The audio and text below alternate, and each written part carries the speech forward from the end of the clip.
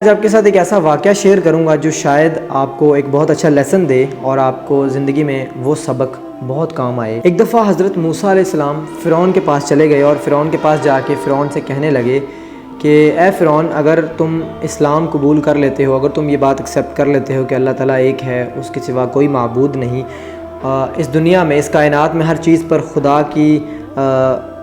گرفت ہے، ہر چیز خدا کے قبضہ قدرت میں ہے، اور جتنی بھی اس دنیا میں مخلوقات، پھل پھول، جانور، جتنی بھی چیزیں اس دنیا میں ہیں وہ سب کے سب اللہ تعالیٰ نے پیدا کی ہیں، ان سب کو پیدا کرنے والا، ان سب کا خالق ایک رب اللہ تعالیٰ ہے۔ تو تمہیں 4 نعمتیں اس دنیا میں ملیں گی۔ تمہاری آخرت تو سنور ہی جائے گی، لیکن آخرت کے ساتھ ساتھ تمہیں اس دنیا میں بھی 4 نعمتیں ہیں۔ 4 نعمتیں تمہیں اس دنیا میں بھی نوازی جائیں گی۔ آخرت تو تمہاری بن ہی رہی ہے، لیکن اس دنیا میں بھی تمہیں فائدہ ملے گا۔ تو فرعون نے حضرت موسیٰ علیہ السلام سے کہا کہ موسیٰ، جلدی سے مجھے ان 4 نعمتوں کے بارے میں بتاؤ کہ وہ کون سی ایسی نعمتیں ہیں جو مجھے اس دنیا میں ملنے والی ہیں، شاید ان کے بارے میں جاننے کے بعد میرے کفر کا شکنجہ ٹوٹ جائے اور میرے لیے رحمت کا دروازہ، ہدایت کا دروازہ کھل جائے۔ جلدی سے مجھے بنا وقت ضائع کیے ان نعمتوں کے بارے میں بتاؤ۔ جب حضرت موسیٰ علیہ السلام نے وہ 4 نعمتیں فرعون کو بتائی، وہ 4 نعمتیں کیا تھی؟ ان میں سے ایک نعمت میں آپ کے ساتھ شیئر کرتا ہوں کیونکہ وقت کم ہے۔ حضرت موسیٰ علیہ السلام نے اللہ تعالیٰ کے حکم سے فرعون سے کہا کہ ابھی تو تم اس خدا کے منکر ہو، ابھی تمہیں خدا نے اتنی بڑی بادشاہت دے رکھی ہے، ایک ملک عطا کیا ہوا ہے، سوچو اگر تم اس خدا کی بندگی کرو گے، اگر تم اس خدا کی پیروی کرو اور اس خدا کو تسلیم کر لو، اللہ تعالیٰ پر ایمان لے آؤ، تو سوچو کہ وہ خدا تمہارے لیے کس طرح سے رحمت کے دروازے کھولے گا اور تمہیں کیا کچھ عطا کرے گا۔ ابھی تو تم اس خدا کے منکر ہو تو تمہیں اس نے ایک اتنی بڑی بادشاہت دے رکھی ہے۔ یہ ساری باتیں سننے کے بعد فرعون نے موسیٰ علیہ السلام سے کہا کہ میں اس بارے میں اپنی اہلیہ سے مشورہ کرنا چاہتا ہوں، میں اپنی اہلیہ سے مشورہ کرنے کے بعد پھر تمہیں کوئی جواب دوں گا۔ یہ کہتے ہوئے فرعون اپنے گھر گیا اور اپنی اہلیہ سے جا کے یہ سارا ماجرا ڈسکس کیا، اس کو یہ سارا واقعہ سنایا، حضرت آسیہ رضی اللہ تعالیٰ عنہ کو یہ سارا واقعہ سنایا، اور انہوں نے جو جواب دیا آگے سے، مولانا جلال الدین رومی رحمۃ اللہ علیہ بہت ہی اچھے انداز میں اسے بیان کرتے ہیں۔ حضرت آسیہ نے کہا کہ اس وعدے پر جان بھی قربان کر دے، کھیتی تیار ہے اور بہت ہی مفید ہے، اب تک جو وقت گزرا وہ سب کا سب ضائع تھا، بے فائدہ وقت گزرا ہمارا۔ اور یہ کہتے ہوئے وہ زار و قطار رونے لگی۔ پھر انہوں نے کہا کہ تجھے مبارک ہو، آفتاب تیرا تاج ہو گیا، تجھے اللہ تعالیٰ نے خود یاد کیا ہے، اور حضرت موسیٰ علیہ السلام نے تیرے سارے عیبوں پر پردہ ڈال دیا، اور ایک گنجے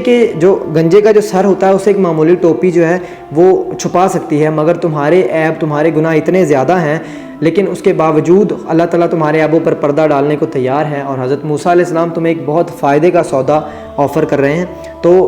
بالکل بنا سوچے ایکسیپٹ کر لو اور اللہ تعالیٰ پر ایمان لے آؤ، اللہ تعالیٰ کا شکر ادا کر کہ اللہ تعالیٰ تجھے اپنے فضل سے اپنے تک آنے کا راستہ دے رہا ہے، دوڑ کر چلا جا اللہ تعالیٰ کی طرف۔ اپنی اہلیہ کی یہ بات سنتے ہوئے فرعون نے پھر سے اپنے وہی الفاظ دہرائے کہ اچھا ٹھیک ہے، ہمیں اپنے وزیر سے بات کر لینے دو، میں اپنے وزیر سے مشورہ کرنے کے بعد پھر اپنا فیصلہ سناؤں گا کہ مجھے کیا کرنا ہے۔ تو یہ سنتے ہوئے ان کی بیوی نے کہا کہ وہ اس قابل نہیں ہے، تمہارا وزیر اس کے اہل نہیں ہے، اسے یہ سارا کچھ بیان مت کرنا، وہ اس قابل نہیں ہے کہ وہ تمہیں اچھا مشورہ دے سکے۔ اور یہ بھی کہا کہ نااہل کے وزیر بھی نااہل ہوتے ہیں، اور ہر بندہ اپنے ہم جنس سے ہی مشورہ لینا پسند کرتا ہے۔ جب فرعون نے یہ سارا واقعہ اپنے وزیر حامان کو سنایا تو وہ غصے سے لال پیلا ہونے لگا، اور اس نے اپنا گریبان چاک کر ڈالا اور شور مچانا شروع کر دیا۔ کہنے لگا کہ موسیٰ علیہ السلام کی اتنی ہمت، اس نے حضور کی شان میں اتنی بڑی گستاخی کی، وہ آپ کو غلام بنانا چاہتا ہے۔ بڑے بڑے لوگ آپ کے سامنے سجدہ کرتے ہیں، بڑے بڑے لوگ آپ کے در کی، آپ کی چوکھٹ کی خاک کو چومتے ہیں، آپ کے پاس سارا زمانہ آپ کے سامنے جھکنے آتا ہے، مشرق سے مغرب تک آپ کے پاس حکومت ہے، آپ کے پاس طاقت ہے، آپ تو معبود بن چکے ہیں، اور وہ موسیٰ آپ کو ایک دم سے غلام بنانا چاہتا ہے۔ یہ سب دیکھنے سے پہلے میں مر کیوں نہیں جاتا؟ اور کہنے لگا، فرعون سے کہنے لگا کہ آپ اگر موسیٰ علیہ السلام کی غلامی کرنا چاہتے ہیں تو اس سے پہلے میری گردن اتار دیں، مجھے جان سے مار ڈالیں، تاکہ میں اپنے حضور کو کسی کا غلام بنتے ہوئے نہ دیکھوں۔ اس بارے میں حامان سے مخاطب ہو کر مولانا روم بہت ہی اچھا جواب دیتے ہیں کہ کتنی ہی ایسی حکومتیں جو مشرق سے مغرب تک پھیلی ہوئی ہیں، آج ان کا نام و نشان مٹ چکا ہے، آج ان کا نام اس صفحہ ہستی سے مٹ چکا ہے، آج ان کو کوئی جانتا تک نہیں ہے۔ جو غرور اور تکبر کے بڑے بڑے محل تھے وہ آج گر چکے ہیں، آج ان کی کوئی ویلیو نہیں ہے۔ یہ جو تکبر اس حامان میں تھا وہ زہر قاتل تھا، اور اس کے مشورے میں آ کر فرعون نے حق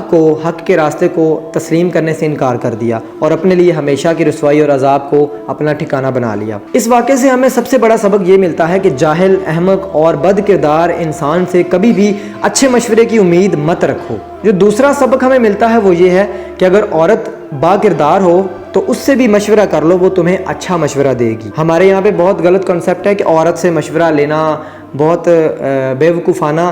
قدم سمجھا جاتا ہے کہ عورت سے مشورہ لیا جا رہا ہے، لیکن اگر عورت با کردار ہو، سمجھدار ہو تو آپ عورت سے مشورہ لے سکتے ہیں، وہ بھی آپ کو بہتر گائیڈ کر سکتی ہے۔ اور تیسری بات میں یہ کہنا چاہوں گا کہ بیوقوف کی صحبت سے تنہائی بہتر ہے، لیکن تنہائی سے بہتر ہے کہ آپ اچھے لوگوں کی تلاش میں رہیں، یقیناً ایک نہ ایک دن آپ ان تک پہنچ جاؤ گے۔ تھینک یو سو مچ، خدا حافظ۔